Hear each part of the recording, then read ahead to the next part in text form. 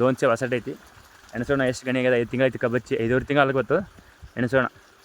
ಇದನ್ನು ಹೆಂಡಿ ಗೊಬ್ಬರ ಕಲಿಸಿಟ್ಟಿದ್ದೇನೆ, ಹಾಕಿಲ್ಲ, ತೋರಿಸ್ತೀನಿ ನೋಡಿ. ಈ ಥರ ಆಗೈತಿ. ಇದನ್ನು ಬಿಡಬೇಕು, ನಾ ಬಿಟ್ಟಿಲ್ಲ. ಎಲ್ಲ ಮಸ್ತ್ ಆಗೈತಿ, ಬಿಡ್ಬೇಕು ಸಾಲ್ಸಲ್ಲಿ. ಇವಾಗ ಸ್ವಲ್ಪ ಕೇಳಿಸ್ಬೇಕೆಲ್ಲ, ಕೇಳಿಸಿ ಬಿಟ್ಟರೆ ತುಂಬಾ ಕಬ್ಬಿಗೆ ಟಾಣಿಕ್. ಹೆಂಡಿ, ಯೂರಿಯಾ, DAP 10-26 ಹಾಕಿದ್ದೀನಿ.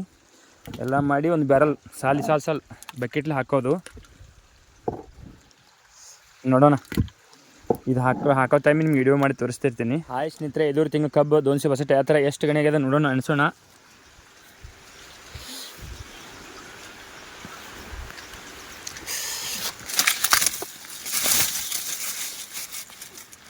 ಒಂದು 2 3 4 5 6 7 8 9 10 11 ಗಣಿ ಕಾಣಿಸಲ್ಲ. 10 ಗಣಿ ಆಗೈತಿ. 5 ತಿಂಗಳಿಗೆ 2 ಗಣಿ ಬೆಳಿತೈತಿ.